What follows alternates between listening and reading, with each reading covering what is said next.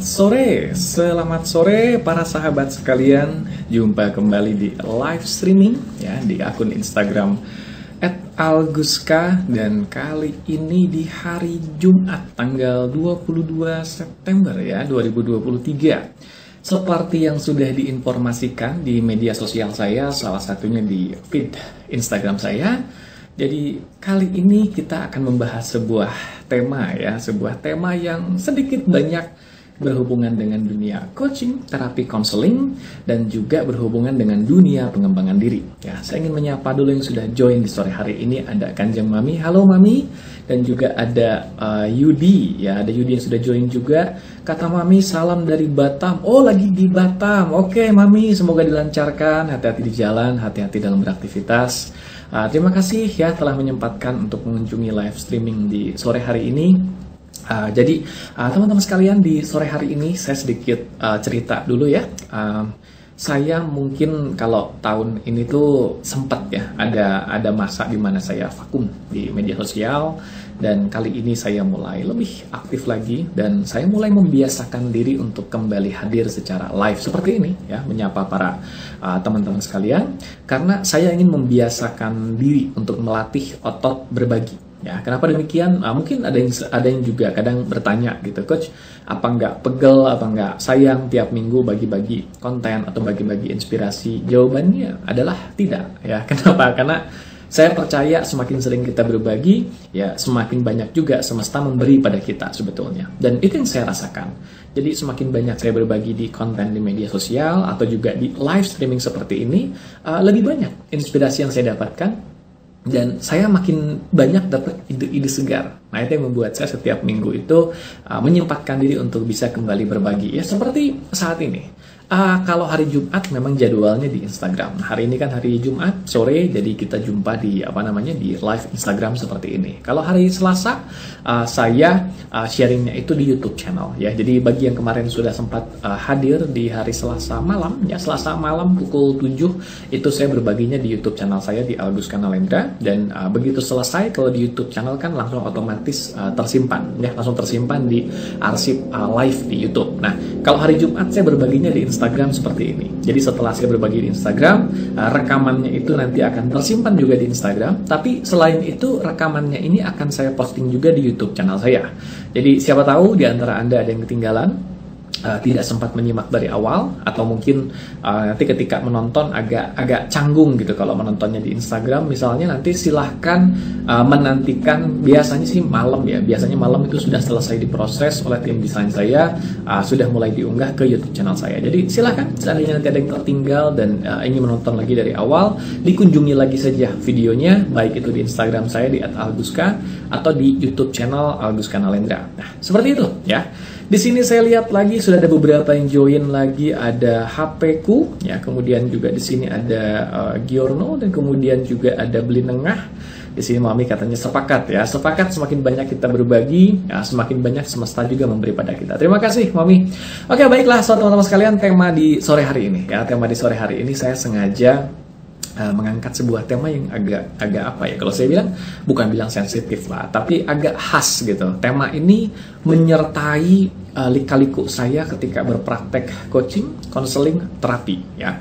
Sebagai seorang coach, counselor, dan terapis, atau kalau orang kan terlanjur mengenalnya saya sebagai seorang coach, jadi taunya coach saja gitu. Padahal dalam prakteknya ya sebagai seorang coach ada kalanya proses konseling dan terapi itu tetap harus dilakukan. Nah, ketika memfasilitasi ya, saya sebut saja memfasilitasi, atau orang bilang memfasilitasi proses coaching, konseling, terapi pada para klien ini, ada kalanya saya berjumpa dengan situasi yang cukup unik. Situasinya ini adalah situasi di mana kesembuhan, ya kalau kita mau menyebutkan sakit atau permasalahan, ya sebut saja sembuh lah. Kesembuhan atau perubahan klien itu terkendala. Ya, jadi kalau saya sedikit meninjau kilas balik perjalanan saya, ketika dulu saya masih betul-betul berprakteknya hanya menggunakan hipnoterapi saja, ya, di di praktek hipnoterapi itu kan juga ada rambu-rambunya ya gitu, ada protokol-protokol yang kita gunakan gitu. Nah, saya berpraktek hipnoterapi. Kemudian saya mulai mulai menemukan teknik-teknik lain yang lebih praktis, yang lebih integratif gitu, yang kemudian lebih lebih bisa menghasilkan resolusi dalam waktu lebih cepat. Nah, saya mulai dong bergeser ke teknik-teknik itu. Ya, saya mulai bergeser atau mulai melibatkan penggunaan teknik-teknik itu di dalam praktek terapinya saya. Nah, di sini ada fenomena yang menarik. Karena notabene klien saya itu taunya saya hipnoterapis, ya kan, di awal-awal mengawali karir saya itu dulu sebagai hipnoterapis. Karena klien saya taunya saya hipnoterapis, maka ketika memesan sesi, mereka pinginnya sesi hipnoterapi. Ya, oke, ya sangat-sangat sangat wajar sekali kan gitu ya, namanya juga pesan sesi hipnoterapi pada hipnoterapis. Ya sudah, akhirnya dimulailah sesi hipnoterapinya.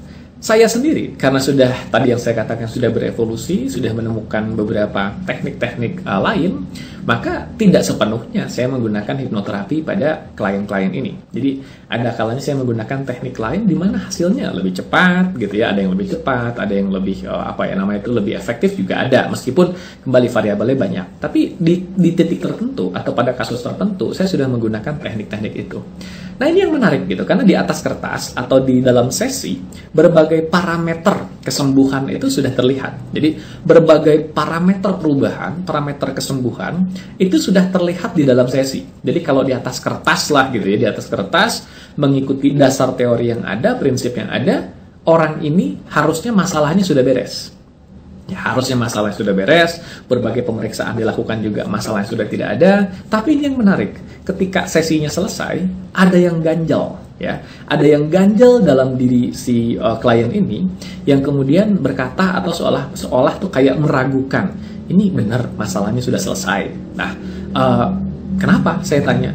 Karena tadi itu saya masih sadar, gitu kata dia ya, saya masih sadar, saya masih ingat apa yang terjadi, saya masih tahu coach ngapain aja. Saya bilang, ya memang seperti itu proses terapi. Karena kalau kamu nggak sadar, ya sama aja kamu pingsan gitu. Nah, di sini memang iya, saya tidak menggunakan teknik hipnoterapi sepenuhnya. Tetapi ada satu hal yang saya dapati yang menjadikan ganjalan itu muncul. Yaitu apa? Ada ekspektasi yang tidak terpenuhi dalam diri si klien ini, karena dia punya ekspektasi satu. Ekspektasinya adalah kalau ketemu saya pasti harus hipnoterapi.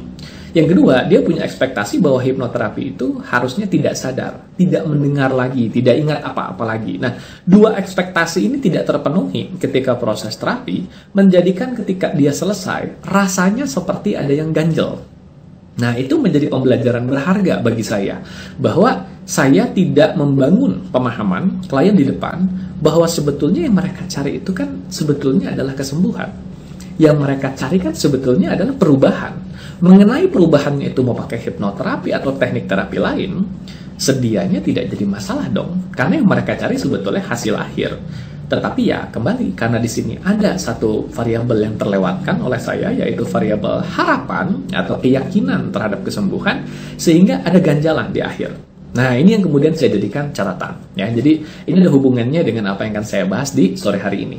Nah, lanjut lagi, ada beberapa klien lain yang jumpa saya juga.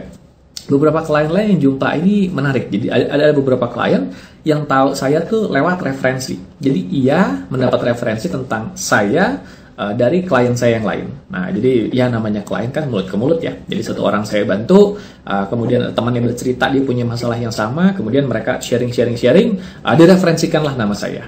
Nah, ada beberapa klien yang ketika menghubungi saya sama sekali tidak tahu saya sebelumnya. Jadi mereka hanya tahu saya lewat referensi si temannya ini atau si kerabatnya ini. Nah, singkat cerita, datanglah ketemu saya. Ini yang menarik gitu. Ketika ketemu saya, ada beberapa orang yang ketika jumpa, mereka mengatakan, loh, kok masih muda ya? Gitu kata mereka tuh ya. Jadi, wah, Coach Aka tuh masih muda ya ternyata. Saya bilang, iya, muda tua itu relatif ya, gitu kata saya. Tapi kemudian, kenapa? Gimana? Ya saya, nah karena di sini kita juga dalam dunia coaching, konseling, terapi itu sudah familiar dengan bahasa tubuh, dengan ekspresi gitu. Ada sesuatu yang berubah dalam diri si klien ini ketika mengetahui bahwa saya masih muda. Jadi ada sesuatu yang seolah tuh kayak bergeser dalam dirinya ketika mengetahui saya masih muda. Nah, ini kan agak-agak aneh gitu ya. Kenapa? Apa hubungannya? Selidik punya selidik, ternyata dia punya ekspektasi atau punya sebuah keyakinan bahwa terapis atau yang bantu dia itu harus orang yang lebih tua gitu ya. Harus orang yang lebih tua, harus orang yang lebih apa namanya itu, ya lebih bahasanya mungkin lebih matang ya, atau bilang lebih tua lah sebut saja gitu. Dia punya keyakinan seperti itu, sehingga ketika ketemu saya yang masih muda, seolah ada standar keyakinan dia yang tidak terpenuhi di sana. Nah, ini yang menjadikan saya kemudian merangkai kembali ya, saya kemudian menelisik kembali protokol terapi coaching konseling saya untuk melihat di mana letak perbaikan yang harus saya benahi. Karena ya namanya coaching konseling terapi itu ada alurnya. Kalau di saya itu ada alurnya, kemudian ada prosesnya mulai dari mana, kemana, itu perlu berurutan. Di setiap alur ini akan ada beberapa parameter kualitas yang harus terpenuhi. Kalau parameter kualitas itu nggak terpenuhi, hendaknya kita jangan lanjut ke nomor berikutnya. Nah, itu kebiasaan saya. Untuk apa? Untuk memastikan alur terapi konseling coaching ini bisa diduplikasi ke tim saya yang lain. Karena tanpa adanya alur, teknik ini tidak akan bisa diduplikasi. Nah, maka kemudian saya punya kebiasaan untuk mengevaluasi kembali alur yang saya gunakan.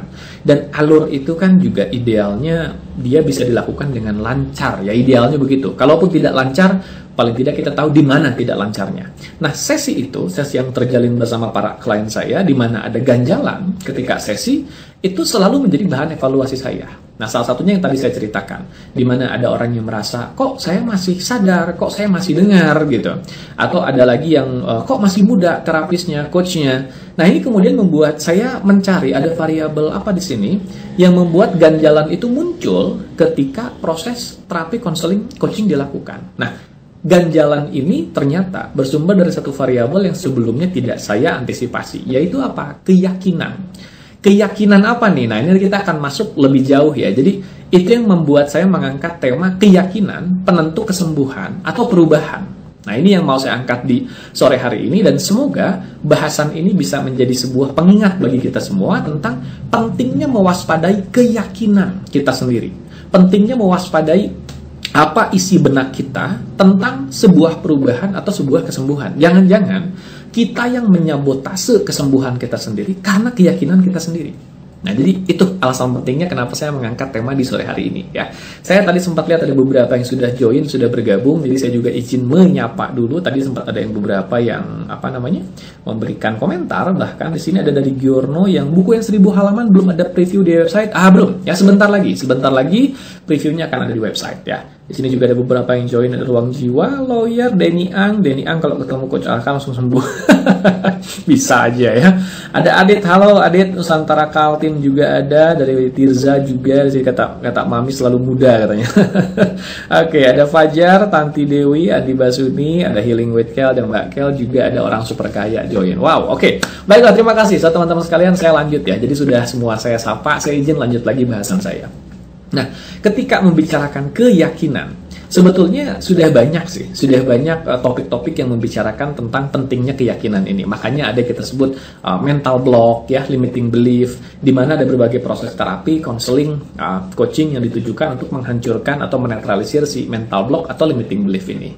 Biasanya di berbagai proses yang ada, ya, di berbagai proses terapi, konseling, coaching yang ada, keyakinan ini seringkali disangkut pautkan dengan apa yang menghambat kita untuk mencapai sesuatu. Jadi apa yang menghambat kita untuk bergerak maju, mencapai atau mewujudkan sesuatu. Misalnya seseorang yang ingin mencapai pencapaian yang lebih baik, ya, mewujudkan pencapaian yang lebih tinggi dari sebelumnya. Dan dia sulit mewujudkan ini karena ternyata ada mental block atau ada limiting belief dalam dirinya. Ada keyakinan yang membatasi dalam dirinya. Keyakinan ini, kalau saya umpamakan itu seperti mesin mobil. Jadi mau mobil ini bagus tampilan luarnya, mau mobil ini mengkilap segala macamnya, kalau mesinnya bermasalah, maka mobil ini tidak akan bisa bergerak jauh kemanapun. Nah, si keyakinan ini diibaratkan mesin mobilnya ini. Jadi ketika kita korek mesinnya, maka harapannya mobil ini bisa kembali nyala, bisa kembali bergerak. Nah, tampilan luar itu ya aksesoris segala macam. Ini seringkali orang katakan sebagai keahlian, ya, atau berbagai hal-hal, aset-aset lain di luar diri seseorang. Ada kalanya beberapa orang itu punya keahlian yang bagus. Jadi kalau saya sedikit out of topic, saya masuk ke dunia sales misalnya. Ketika saya memberikan coaching pada para sales atau counseling terapi pada para sales, ada beberapa sales yang keahlian jualannya bagus. Keahlian atau skill untuk sellingnya bagus sekali. Jadi ketika mereka menjual, ketika mereka menawarkan produknya, itu bagus keahliannya, nggak ada masalah. Jadi seharusnya di atas kertas penjualannya lancar. Tapi apa yang menjadikan kok penjualan mereka macet? Nah, ternyata ada satu hal yang tidak terlihat yang ada di bawah permukaan, ya. Jadi di bawah permukaan itu tidak langsung terlihat, yaitu mesinnya. Nah, mesinnya ini adalah keyakinan mereka. Ternyata ada limiting belief dalam diri mereka, ada mental block dalam diri mereka tentang ya jualan itu susah lah gitu ya, atau mereka ternyata tidak cukup bagus dalam menjual. Jadi meskipun di permukaan kelihatannya baik-baik saja, secara keahlian semuanya baik, tapi karena mereka punya keraguan, ya mereka punya hambatan dalam dirinya, si keraguan atau si hambatan ini menjadikan mereka tidak bisa mengeluarkan potensi terbaiknya dalam menjual. Nah, jadi itu kalau kita hubungkan si belief ini ya, keyakinan itu ya bahasa kerennya kan belief ya. Si belief system ini dengan kemampuan kita untuk mengoptimalkan segala potensi kita. Nah, kalau di berbagai bahasan pengembangan diri, di berbagai bahasan yang berhubungan dengan pencapaian, belief ini akan langsung disangkut pautkan dengan faktor penentu kita untuk bisa mencapai yang kita inginkan. Kita ceritanya ingin mencapai hal tertentu, tapi kita tidak yakin kita bisa mencapai hal itu. Kita tidak percaya kita bisa mencapai hal itu. Maka ini sama dengan mobil yang mesinnya tidak digas optimal, mesinnya tidak bekerja optimal. Nah, kurang lebih seperti itu. Nah, sekarang kita kembali ke topik yang tadi saya bicarakan. Kenapa ada kata keyakinan penentu kesembuhan? Kenapa ada kata keyakinan penentu perubahan? Kalau saya kembali ke konteks profesi saya sebagai coach counseling terapi, coach konselor dan terapis gitu ya. Ketika saya bertemu klien saat ini, setelah mengevaluasi berbagai sesi yang ada, saya selalu memastikan dulu dua hal ini pada klien. Dua hal apa? Keyakinan terhadap kemungkinan untuk sembuh dan keyakinan klien terhadap syarat kesembuhan. Dua ini penting sekali. Karena ketika dua ini terlewatkan, akan ada saja ganjalan dalam sesi konseling, terapi atau coaching yang ternyata baru ketahuan setelah sesinya beres. Nah, yang pertama, ya kita masuk dari yang pertama dulu. Jadi saya hanya membagi kalau dalam hubungannya dengan kesembuhan, dengan pemulihan, ya misalkan yang lagi sakit, atau yang lagi pengen pemulihan luka batin, pengen pemulihan trauma, atau bahkan sembuh dari sakit fisik sekalipun lah. Saya akan membagi menjadi dua ini, ya keyakinannya. Keyakinan atas kemungkinan sembuh dan keyakinan atas keharusan atau apa hal yang harus ada atau syarat dari kesembuhan itu sendiri. Nah, yang pertama, keyakinan bisa sembuh apa tidak? Artinya ketika saya membantu seseorang, terutama klien yang datang dengan kondisi psikosomatis, ya. Psikosomatis itu kan masalah fisik yang bermula dari psikis. Jadi mereka datang dengan kondisi misalnya gitu, aduh coach lambung saya selalu sakit, atau fisik saya selalu sakit, dan saya juga nggak tahu ini dari mana. Kalau dokter yang menangani saya bilang ini saya kena psikosomatis dan lain sebagainya lah. Nah, ternyata klien ini punya riwayat di mana ia sudah sering sekali menjalani penanganan dengan berbagai macam jenis penanganan, ya, dengan tenaga kesehatan A, B, C, D, dan lain sebagainya. Bisa jadi, meskipun belum tentu, bisa jadi orang ini sudah lelah. Orang ini sudah lelah mencari solusi kemana-mana, dan ia mulai masuk titik frustrasi. Di titik frustrasi ini, kadang-kadang muncul sebuah pemikiran dalam benaknya, kayaknya nggak bisalah sembuh. Kayaknya nggak ada harapan deh sembuh. Nah, ia mulai membuat sebuah keputusan, ia mulai membuat sebuah keyakinan dalam dirinya bahwa kayaknya nggak bisa deh sembuh. Nah, kalau ia membawa belief ini, ia membawa keyakinan ini dan menjalani proses penanganan, pengobatan atau apapun itu, maka si belief ini akan menyabotase dia untuk mencapai kesembuhan yang sebenarnya. Itulah kenapa saya biasanya ketika bertemu klien yang menghadapi atau mengalami case seperti ini, saya akan tanya dulu, Pak, Bu, dari Bapak, dari Ibu sendiri, seberapa yakin bahwa Bapak atau Ibu bisa sembuh? Bapak atau Ibu seberapa yakin bisa lepas dari masalah ini? Nah, itu untuk mengevaluasi level keyakinan mereka terhadap perubahan itu sendiri. Jadi, jangan sampai mereka akan menjalani sesi, tapi dalam benaknya ada sebuah keyakinan yang menyabotase mereka. Kayaknya nggak bisalah sembuh, udahlah cobain aja lah dulu. Keyakinannya sendiri sudah menyabotase itu. Nah, saya menemukan ternyata jawaban klien itu beragam. Ada klien yang datang dengan sebuah keyakinan, bisa kok, saya yakin saya bisa sembuh kok. Ini masih ikhtiar, ini masih upaya, saya bisa sembuh kok. Tuhan tidak mungkin menurunkan masalah tanpa solusinya. Tuhan tidak mungkin menurunkan penyakit tanpa obatnya. Saya pasti bisa sembuh. Ada yang seperti itu. Nah, kalau klien menunjukkan perilaku seperti itu, maka saya akan ikut bersemangat. Kenapa? Karena belief system dia punya sebuah struktur yang membantu proses penyembuhan atau perubahan. Tapi ada beberapa klien yang datang, satu, dia sudah frustrasi. Dia sudah frustrasi dengan kondisi yang tidak berkesudahan, dan dia datang dengan keluhan, nggak tahu lah coach, saya juga sudah pesimis saya bisa sembuh apa enggak. Nah ini perlu diwaspadai, karena dia sendiri tidak yakin dia bisa sembuh apa tidak. Dia sendiri tidak yakin dia bisa berubah apa tidak. Kalau sudah keluar statement seperti itu, maka hendaknya para coach, konselor, terapis hendaknya mengevaluasi dulu pengaruh dari belief itu terhadap proses. Nah disitulah ya, kalau para orang NLP biasanya kita melakukan berbagai teknik untuk kemudian mengkolaps dulu, atau apa ya, kalau istilah NLP itu untuk melakukan proses pemetaan ya. Pemetaan itu apa ya istilah, itu proses untuk mengevaluasi si belief ini agar nantinya ada sudut pandang yang baru terhadap belief lamanya, biar si belief barunya itu mendukung proses penyembuhan. Jadi ini lucu, terapinya belum dimulai tapi kita sudah melakukan teknik tertentu di depan untuk menetralisir dulu belief yang akan menghambat proses terapi. Nah itu tuh agak-agak teknis sih, tapi ya nggak apa-apa lah, kita sharing seperti ini kan semi teknis dikit, nggak apa-apa ya. Jadi ada kasusnya seperti itu, dan ada juga beberapa klien tertentu yang membawa belief yang ditanamkan oleh orang lain. Belief yang ditanamkan oleh orang lain ini oleh siapa? Dari kerabat kek, dari tenaga kesehatan yang menangani sebelumnya kek gitu. Jadi misalkan dia bercerita, ya saya juga nggak tahu coach, saya bisa sembuh apa enggak. Soalnya kemarin orang yang menangani saya bilang kecil harapannya saya bisa sembuh. Nah dari awal dia sudah membawa belief itu. Belief itu ternyata hasil ditanamkan oleh orang yang sebelumnya menanganinya. Atau juga ada yang kadang-kadang membawa belief, coach saya ini masalahnya sebetulnya karena masalah ketempelan gitu ya misalnya, atau masalah saya ini sebetulnya karena saya ada yang ngirim-ngirim yang seperti itulah gitu ya, masalah-masalah gaib-gaib gitu. Nah kalau yang seperti ini kan kita juga jadi harus mengevaluasi dulu sebelum proses terapi dilakukan. Kenapa? Karena keyakinannya dia, sakitnya dia adalah karena hal-hal gaib.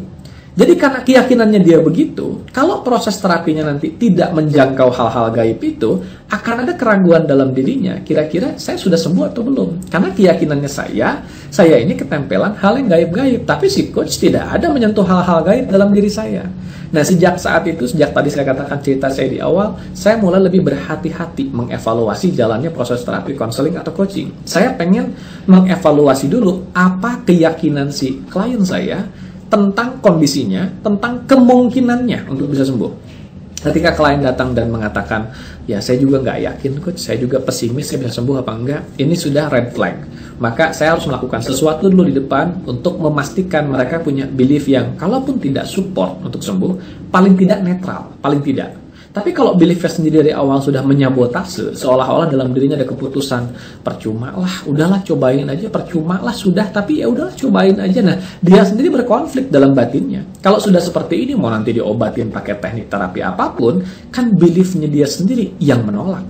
Beliefnya dia sendiri yang sudah frustrasi sendiri. Nah, ini akan mempengaruhi atau menyabotase kualitas dari penyembuhan itu sendiri. Ya, jadi itu dia yang pertama, belief tentang kemungkinan untuk sembuh. Nah yang kedua adalah belief atau keyakinan tentang syarat dari kesembuhan.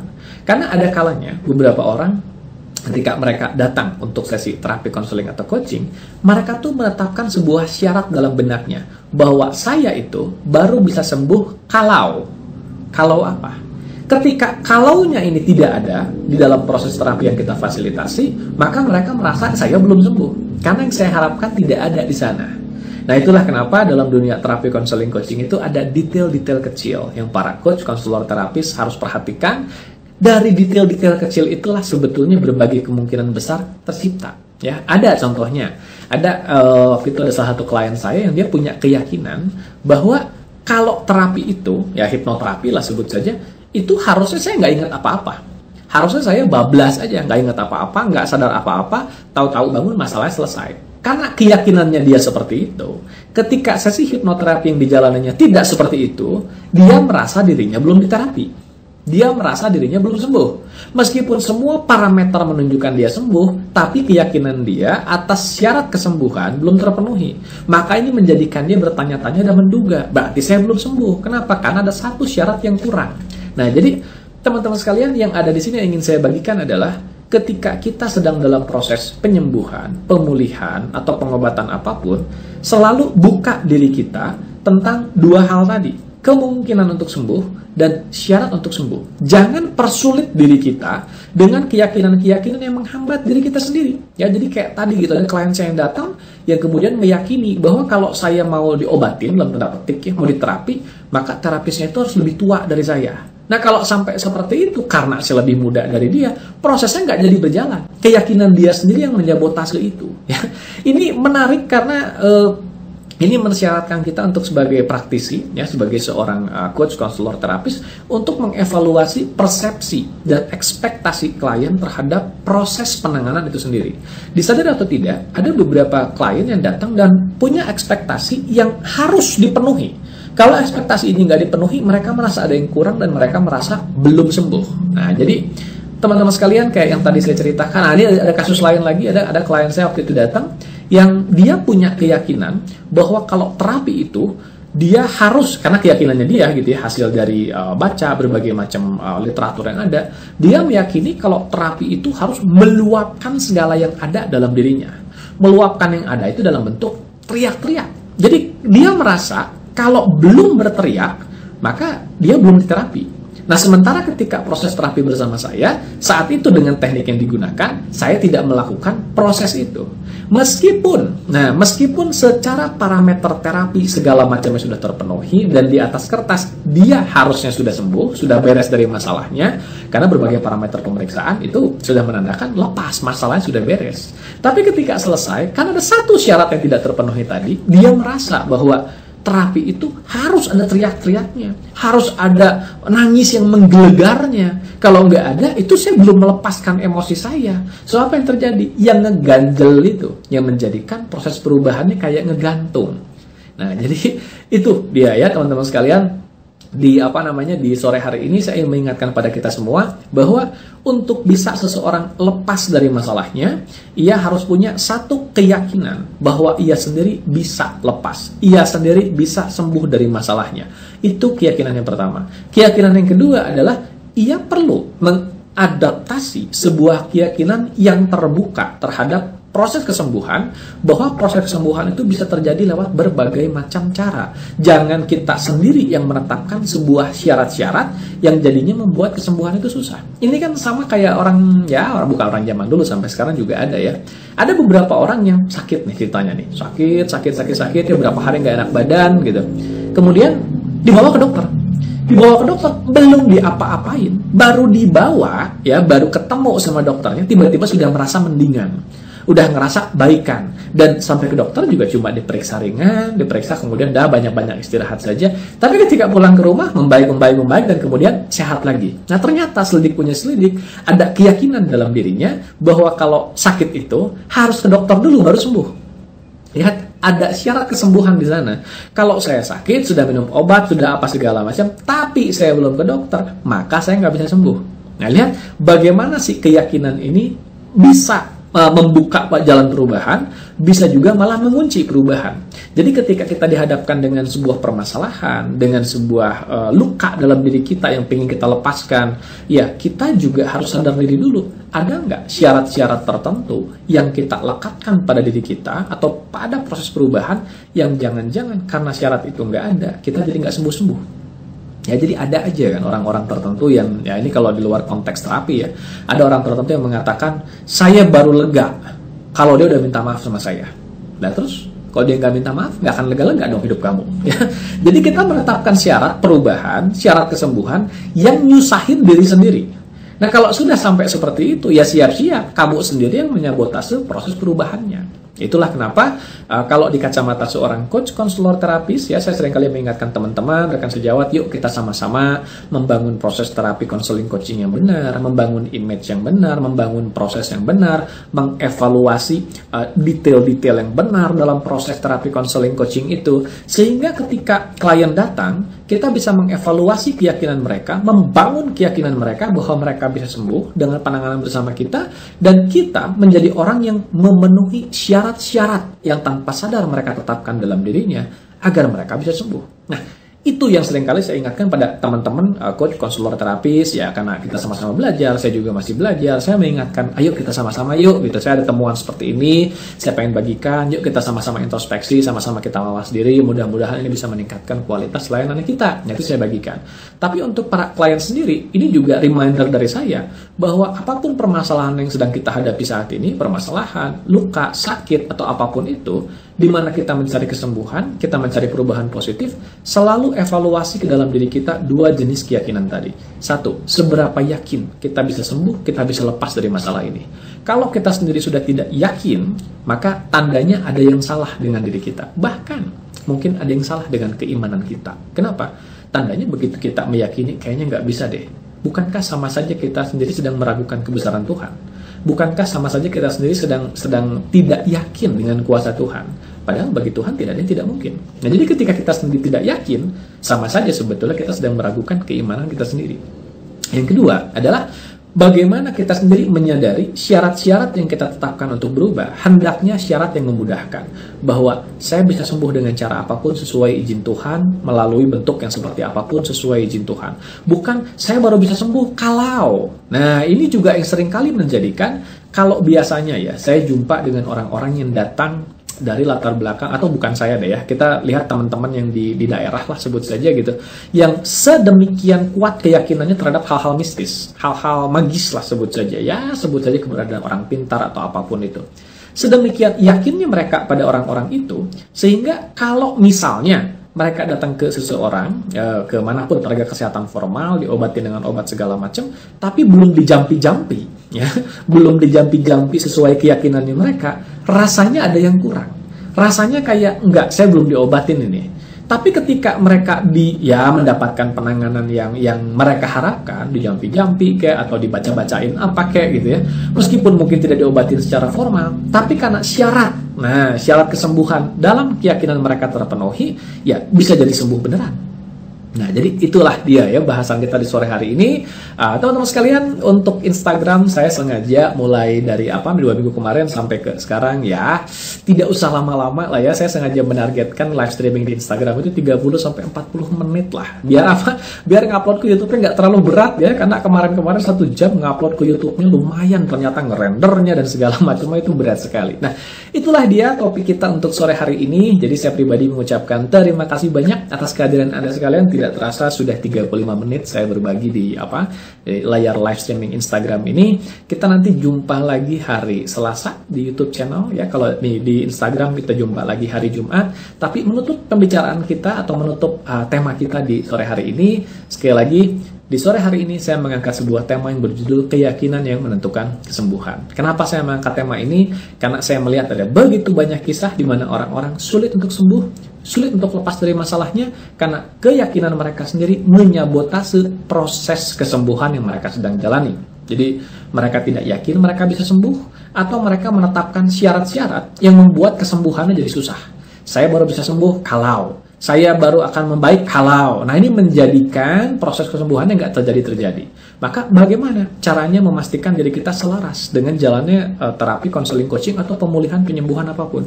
Buka diri kita. Buka diri kita bahwa kesembuhan, perubahan, atau apapun itu mungkin. Kenapa? Karena tidak ada tidak mungkin bagi Tuhan.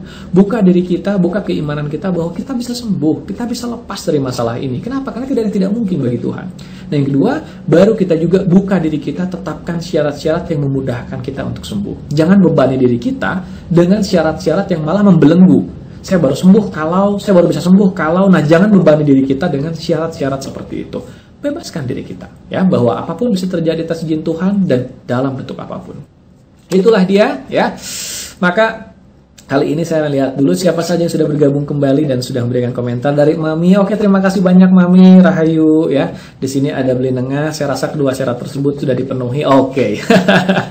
Baiklah kalau begitu. Oke, teman-teman sekalian, itulah dia perjumpaan kita di layar Instagram di sore hari ini. Kita akan jumpa lagi seperti yang saya katakan tadi di YouTube channel hari Selasa minggu depan dan di Instagram hari Jumat kembali ya. Saya pamit undur diri. Nanti bagi Anda yang ketinggalan, bagi Anda yang belum sempat menonton lengkapnya, nanti silahkan lihat siaran ulangnya di arsip live Instagram akun ini atau di YouTube channel saya ya. Demikian dulu, mohon maaf bagi yang baru bergabung kalau ternyata siaran langsungnya kita sudahi dulu karena sudah 30 menit, mendekati 40 menit bahkan. Saya sudahi dulu sampai di sini, saya izin pamit, sampai jumpa lagi minggu depan. Salam sehat, berkah berlimpah, damai berbahagia selalu dimanapun Anda berada bersama mereka yang Anda kasihi. Rahayu.